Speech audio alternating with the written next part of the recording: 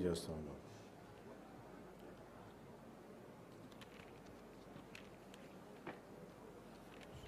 ఇది స్వాతంత్రం చాలా త్యాగాలతోటి సాధించుకున్నది. ఈ రోజున గౌరవ ప్రధానమంత్రి శ్రీ నరేంద్ర మోదీ గారి మార్గదర్శకంలో, ముఖ్యమంత్రి శ్రీ నారా చంద్రబాబు నాయుడు గారి నాయకత్వంలో అభివృద్ధి సంక్షేమం సమపాళ్లుగా ముందుకు సాగుతూ ఉంది. ఇచ్చిన హామీల ప్రకారం సూపర్ 6ని అమలు చేస్తూ మహిళలకి ముఖ్య ప్రాధాన్యత ఇస్తున్నాం. రాష్ట్రంలో తల్లికి వందనం పథకం ద్వారా ఈ ఏడాది 67.27 లక్షల తల్లులకి, మాతృమూర్తులకి 8,745 కోట్లు వారి అకౌంట్స్లో జమ చేశాం.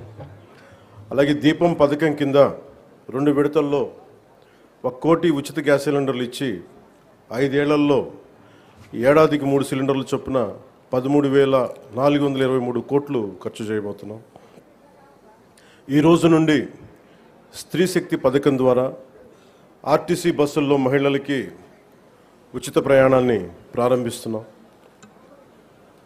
పంచాయతీరాజ్ బాధ్యతలు స్వీకరించిన వెంటనే జాతీయ పండుగల నిధులను మైనర్ పంచాయతీలకి 100 నుంచి 10,000కి, మేజర్ పంచాయతీలకి 250 నుంచి 25,000కు పెంచి సర్పంచుల ఆత్మగౌరవాన్ని కాపాడాం. గ్రామ స్వరాజ్య సాధన లక్ష్యంలో భాగంగా ఒకే రోజు 13,326 గ్రామ పంచాయతీల్లో గ్రామ సభలు నిర్వహించి ప్రపంచ రికార్డు సాధించాం. పల్లె పండుగ ద్వారా 4,000 కిలోమీటర్ల సిసి రోడ్లు, 22,500 మినీ గోకులాలు, 1,00,000 నీటి కుంటలు, 15,000 నీటి తొట్లు పూర్తి చేశాం. పంచాయతీరాజ్ ఇంజనీరింగ్ డిపార్ట్మెంట్ ద్వారా 2,000 కిలోమీటర్ల బీటీ రోడ్లు, 14 కొత్త వంతెనలు నిర్మించాం. గ్రామీణ ఉపాధి హామీ పథకం ద్వారా 75.23 లక్షల ఉపాధి శ్రామికులకు గ్రామాల్లోనే ఉపాధి కల్పించి ప్రమాద పరిహారం 50,000 నుంచి 4 లక్షలకి పెంచాం. అడవి తల్లి బాట కింద కొండ ప్రాంతాల్లో 1,005 కోట్లతోటి 625 గిరిజన గ్రామాలను అనుసంధానిస్తూ 1,069 కిలోమీటర్ల రోడ్ల నిర్మాణానికి ప్రధానమంత్రి జనజాతి ఆదివాసీ న్యాయ మహా అభియాన్ కింద ఉపాధి హామీ పథకం కింద రాష్ట్ర నిధులతోటి శ్రీకారం చుట్టాం.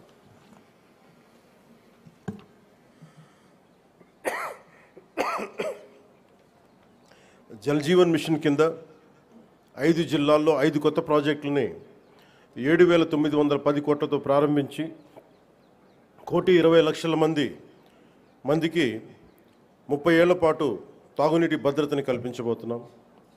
అటవీ విస్తీర్ణం 30% నుండి 37% పెంచే లక్ష్యంలో 1 కోటి మొక్కలు నాటి వీటిని క్యూఆర్ కోడ్లతో ట్రాకింగ్ కూడా ప్రారంభించాం. ఏనుగుల బెడద నివారణకు కర్ణాటక నుంచి కుంకి ఏనుగులని తీసుకొచ్చి విజయవంతంగా ఆపరేషన్లు జరిపాం. ఎకో టూరిజం అభివృద్ధికి అరకులో వుడెన్ బ్రిడ్జ్ నగరవన యోజన కింద 1,122 కోట్లతోటి 61 ప్రాజెక్టులు చేపట్టాం. సైన్స్ అండ్ టెక్నాలజీలో విద్యార్థులకి ఫ్రూగల్ ఇన్నోవేషన్ కింద ప్రోత్సాహకాలు అందించే ప్రణాళికని సిద్ధం చేస్తున్నాం. ముఖ్యంగా కాకినాడ జిల్లా ప్రగతి నివేదిక, అన్నదాత సుఖీభవ, పిఎం కిసాన్ పథకం ద్వారా 1,50,475 మంది రైతులకి 102 కోట్లు తొలి విడతగా జమ చేయడం జరిగింది. స్త్రీ శక్తి పథకం కింద మహిళలకు 187 ప్రత్యేక బస్సుల్లో ఉచిత ఆర్టీసీ ప్రయాణ పథకం ప్రారంభించడం జరుగుతోంది. తల్లికి వందనం పథకం ద్వారా 2,79,312 మంది విద్యార్థుల తల్లులకు ఖాతాలో ఒక్కొక్కరికి 13,000 రూపాయలు జమ చేయడం జరిగింది. అంతర్జాతీయ యోగా దినోత్సవంలో పాల్గొన్న 5,000 మంది యోగా శిక్షకులు, 8 లక్షల ప్రజలకు అభినందనలు తెలియజేస్తున్నాం. 2,69,148 లబ్ధిదారులకు ప్రతి నెల ఎన్టీఆర్ భరోసా పింఛన్ల కింద 116 కోట్లు పంపిణీ చేయడం జరుగుతుంది. ఉపాధి హామీ పథకం ద్వారా 118.46 కోట్ల వేతనాలు, 93.46 కోట్ల మెటీరియల్ ఖర్చుతోటి గ్రామీణ అభివృద్ధి చేయడం జరుగుతూ ఉంది. గత ఏడాది 107 జాబ్ మేళాల ద్వారా 7,000 మందికి మన కర్ణాటక మన కాకినాడలో 7,000 మందికి ఉద్యోగాలు అవకాశాలు కల్పించడం జరిగింది. ప్రతి అసెంబ్లీ నియోజకవర్గంలో స్కిల్ హబ్, పార్లమెంట్ పరిధిలో జేఎన్టీయూ కాకినాడలో స్కిల్ కాలేజ్ ప్రారంభించడం జరిగింది. మాదక ద్రవ్యాల నివారణకు పాఠశాలలు, కళాశాలల్లో ఈగల్ క్లబ్లు ఏర్పాటు చేయడం జరిగింది. జల్ జీవన్ మిషన్ ద్వారా 497 కోట్ల వ్యయంతో ఇప్పటి వరకు 506 పనులు పూర్తి చేయడం జరిగింది. రోడ్లు భవనాల శాఖ ద్వారా 27 కోట్లతోటి రహదారులు గోతులు పూడ్చడం జరిగింది. గడిచిన ఏడాదిలో పిఠాపురం నియోజకవర్గంలో 308 కోట్లకు పైగా పనులు చేసి దేశంలోనే మోడల్ నియోజకవర్గంగా దాన్ని తీర్చిదిద్దుబోతున్నాం. వచ్చే 4 ఏళ్లలో మరింత ప్రగతికి కట్టుబడి ఉన్నామని మీ అందరికీ తెలియజేసుకుంటా ఉన్నాం. ఇంత అభివృద్ధిని మనం సాధించగలిగామంటే ప్రతిసారి కొన్ని చీకటి రోజులు వస్తాయి ప్రతి ఒక్కరికి. మన రాష్ట్రంలో 2019 నుంచి 2024 వరకు ఒక డార్క్ డేస్, బ్రిటిష్ వాళ్ళు ఎలా పరిపాలించారో, బ్రిటిష్ వాళ్ళు దేశాన్ని ఎలా కబంధ హస్తాల్లో పెట్టుకున్నారో మన రాష్ట్రం కూడా అలాంటి కబంధ హస్తాలు పెట్టుకున్నప్పుడు స్వాతంత్ర సమరయోధుల స్ఫూర్తితోటి ఒకటే ఎదుర్కొన్నాం. బ్రిటిష్ వాళ్ళు నేర్పించి వెళ్ళిపోయింది మనకి డివైడ్ అండ్ రూల్, మనల్ని విభజించండి పాలించండి అని. కానీ ఎలా మన కూటమి ప్రభుత్వం మన స్వాతంత్ర సమరయోధుల స్ఫూర్తితోటి యునైటెడ్ అండ్ రూల్, కలిసి ఉందాం, కలిసి పాలన చేద్దాం, ఇదే కూటమి ప్రభుత్వం తాలూకు ముఖ్య ఉద్దేశం. ఈ స్ఫూర్తిని మేము స్వాతంత్ర సమరయోధుల పోరాట స్ఫూర్తిని నుంచి మేము తీసుకున్నది. ఇది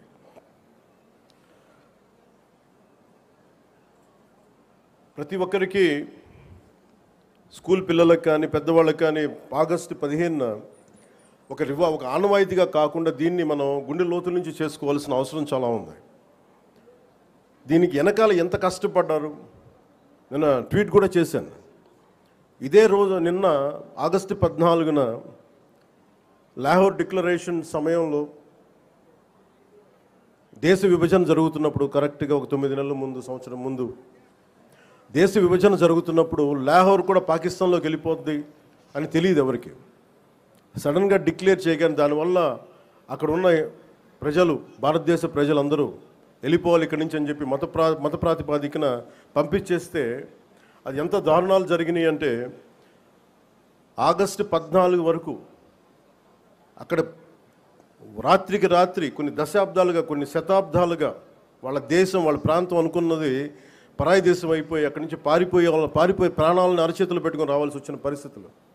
అలాంటి పరిస్థితులను ఒకవైపు పంజాబ్లో మహిళలు సామూహిక మానభంగాలు గురవుతూ చాలా నిర్దాక్షిణ్యమైన పరిస్థితుల్లో ఉండి, అంటే మన స్వాతంత్రం చాలా తేలిక సంపాదించుకున్నాం, కేవలం ఏమంటారు అహింసా విధానాల ద్వారా మనం సంపాదించుకున్నాం అంటాం. కానీ వాస్తవానికి మన స్వాతంత్రం రావడానికి చాలా హింస జరిగింది. మనం ఎంచుకున్నది ప్రప్రథమంగా అహింస విధానాలు కావచ్చేమో, కానీ దేశాన్ని నుంచి విడిపోవాలనుకునే వాళ్ళు మటుకు హింసనే నమ్మారు. అది ఈ రోజుకి, దేశ విభజన జరిగినప్పటి నుంచి ఈ రోజు మన ఆపరేషన్ సింధూర్ దాకా మత ప్రాతిపాదికన హింస జరుగుతూనే ఉంది. ఎక్కడ కూడా భారతదేశం తన లౌకిక విధానాన్ని ఎప్పుడు మర్చిపోలేదు. దేశ విభజన జరిగిన తర్వాత మనకి మతాన్ని సంబంధం లేకుండా భారతదేశ సార్వభౌమత్వాన్ని గౌరవించి లౌకికవాదాన్ని ముందుకు తీసుకెళ్లే ఉద్దేశంతో మనం మతాలకి సంబంధం లేకుండా ఒక అబ్దుల్ కలాం గారిని కానీ ఎవరినైనా సరే మనం ప్రెసిడెంట్స్గా తీసుకున్నాం, గుండెల్లోకి తీసుకున్నాం. కానీ ఇది పాకిస్తాన్లో లేదు. పాకిస్తాన్లో ఎవరిని కూడా ఒక హిందూ క్రికెటర్ కానీ ఉంటే వాళ్ళు వెళ్ళిపోయే విధానం కానీ, అలాగే ఒక హిందూ ఒక బలమైన స్థానాల్లో కనిపించే నాయకులు కానీ ఎక్కడ కనిపించరు. అంటే వాళ్ళు విభజన కోరుకుంది మత ప్రాతిపాదికన, కానీ దాన్ని మనం ఎప్పుడు అలా తీసుకోవాలి. మత ప్రాతిపాదికన 2 దేశాలు విడిపోయినప్పటికీ భారతదేశం అత్యధికంగా హిందువులు ఉన్నప్పటికీ కూడా అన్ని మతాల వారిని సమానంగా గౌరవించి ముందుకు తీసుకెళ్లే సంస్కృతి భారతదేశానికి. దీనికి లౌకికం విధానం అనేది ఈ సంస్కృతిలో ఉన్నది. ఈ సంస్కృతికి ఎవరు నేర్పించక్కర్లా, పరాయి వాళ్ళు నేర్పించక్కర్లా, యూరోపియన్స్ నేర్పించక్కర్లా. ఇది మన లోపల ఉంది. ఈ స్ఫూర్తిని మనందరం ముందుకు తీసుకెళ్ళాలి. అలాగే ముఖ్యంగా మహిళలకి త్యాగాలకి చాలా పెద్ద పీట వేయాలి అనేది మనస్ఫూర్తిగా మేము ముందుకు తీసుకెళ్తాం. అలాగే మనం ఇందాక మీకు ప్రారంభించి చెప్పినప్పుడు ఈ అభివృద్ధి కానీ సూపర్ 6 కానీ పెట్టుబడులు కానీ ఇవన్నీ రావాలి అంటే లా అండ్ ఆర్డర్ చాలా బలంగా ఉండాలి. లా అండ్ ఆర్డర్ బలంగా లేకపోతే వచ్చే దుస్థితి కానీ పెట్టుబడులు రావు. ఉదాహరణకి ఉత్తరప్రదేశ్లో యోగి ఆదిత్యనాథ్ గారు ముఖ్యమంత్రిగా ప్రమాణ స్వీకారం చేసిన తర్వాత 8 సంవత్సరాల కాలంలో అది 15 లక్షల రూపాయల కోట్ల పెట్టుబడిని ఆకర్షించడం జరిగింది. దానికి కారణం అంతకుముందు ఒక అన్రూలీ స్టేట్గా ఉండేది. పెట్టుబడులు రావడానికి సాహసించేవారు కాదు. కానీ ఆయన రాగానే ఆయన పెట్టింది లా అండ్ ఆర్డర్ చాలా బలంగా ఉండాలి. దానివల్ల ఈ రోజున వాళ్ళకి 15 లక్షల పెట్టుబడి వచ్చింది. అలాగే ఆంధ్రప్రదేశ్కి లా అండ్ ఆర్డర్ చాలా చాలా క్లిష్టమైంది. అలాగే భవిష్యత్తుని పదే పదే ఈ కూటమి ప్రభుత్వం ఒక దశాబ్దన్నర ఎందుకు ఉండాలి అని అంటున్నానంటే సుస్థిరత ప్రజలకు ఇవ్వాలన్న ఒక ఉద్దేశం తప్ప పదవుల్లో కూర్చొని దీన్ని ఎంజాయ్ చేయాలి లేదంటే దీన్ని ఆస్వాదించాలన్న ఎవరి కాంక్ష ఎవరికి లేదు. కానీ ఈ దుస్థితి నుంచి ఎందుకంటే అనుక్షణం ప్రతిపక్ష నాయకులను చూస్తూనే ఉన్నారు. జాతీయ స్థాయి ప్రతిపక్ష నాయకుల నుంచి ఓడిపోతేనేమో సడన్గా ఓట్ చోరీ అంటారు. వాళ్ళు గెలిచినప్పుడేమో ఓట్ చోరీలు కనిపించాయి వాళ్ళకి. గత ప్రభుత్వంలో కూడా చూసాం. 2019లో వాళ్ళు గెలిచినప్పుడు మేము ఎక్కడా మాట అనలా. ప్రజలు తీర్పు ఇచ్చారు, దాన్ని గౌరవించాం. 2024లో 151 సీట్లు కూటమి ప్రభుత్వానికి ఇచ్చి 164 కూటమి ప్రభుత్వానికి ఇస్తే సడన్గా వారికి ఏమనిపించిందంటే ఇది ఓట్ల గురించి మన ఓటింగ్ మెషిన్లో తప్పు అంటాం. అంటే గెలిచినప్పుడు ఒక న్యాయం, ఓడిపోయినప్పుడు ఇంకో న్యాయం. ఇది రాష్ట్రం జాతీయ స్థాయి నుంచి రాష్ట్రం వరకు ఒకటే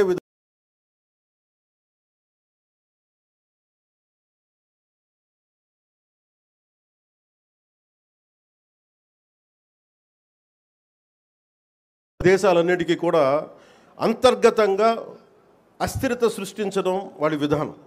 మనం దాంట్లో అంతర్జాతీయ కుట్రలో భాగంగా చూడాలి ఇదంతా. ఎప్పుడైతే భారతదేశం అంతర్గతంగా బలహీనపడద్దో, ఒక కోటని దెబ్బ కొట్టాలంటే బయటోడు కొట్టడం కంటే కూడా లోపల ఉన్నోడు తలుపు తీస్తే వచ్చే నష్టం ఎక్కువ. అందుకని ఎప్పుడు కూడా విదేశీ శక్తులు అంతర్గతంగా ఎవరున్నారు భారతదేశంలో, వాళ్ళకి ఎలాంటి ఇన్ఫర్మేషన్ ఇస్తే బాగుంటుంది, వాళ్ళ ఎజెండాని వీళ్ళందరూ మోస్తున్నారు. దీన్ని ప్రజలందరూ కూడా చాలా సునిశ్చితంగా గమనించాలి.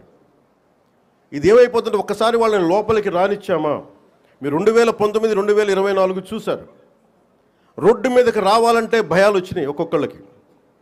ఈ రోజున కూటమి ప్రభుత్వాన్ని తిట్టడానికి ఎవరు ఇబ్బంది పట్టట్లా. దేనికంటే ఇది ప్రజాస్వామ్యం, దీన్ని గౌరవించడానికి ప్రతి ఒక్కరికి మాట చెప్పేది. మీరు ఒక బాధ్యతగా మాట్లాడాలి, సద్విమర్శను సంపూర్ణంగా స్వీకరించే పరిస్థితులు ఉన్నాయి.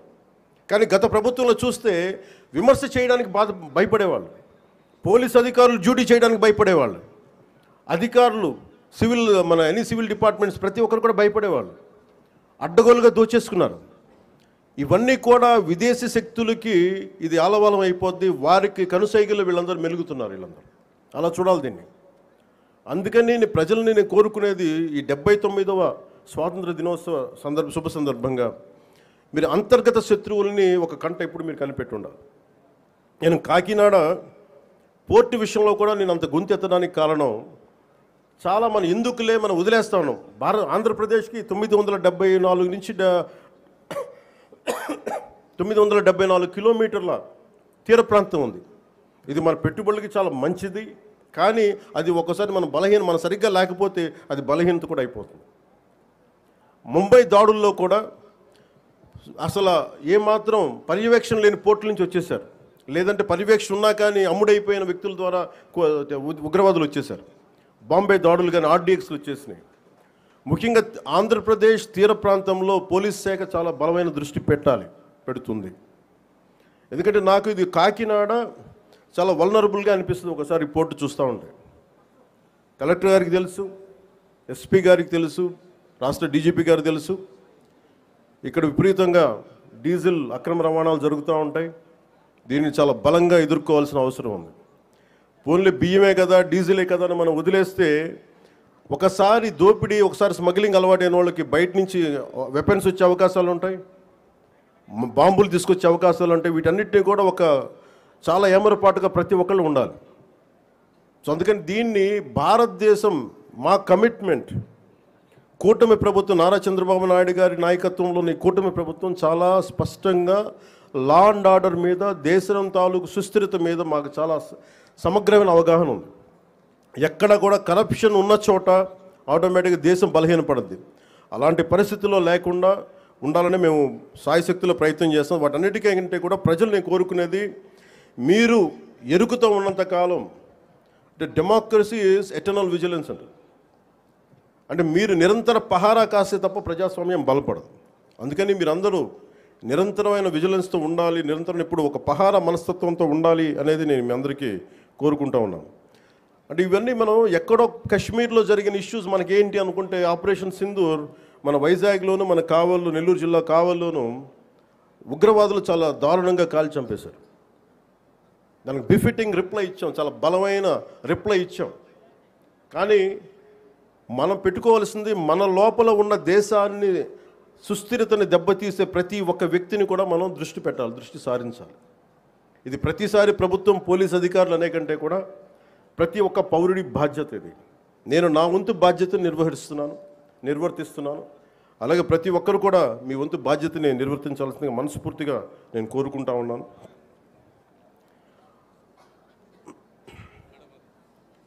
మీ అందరికీ కూడా మరోమారు మనస్ఫూర్తిగా మీ అందరికీ ధన్యవాదాలు తెలుపుకుంటూ, ఈ 79వ స్వాతంత్ర దినోత్సవ సందర్భంగా మరోమారు మీ అందరికీ శుభాకాంక్షలు తెలియజేసుకుంటూ సెలవు తీసుకున్నాను. జై Hind. Thank you very much sir.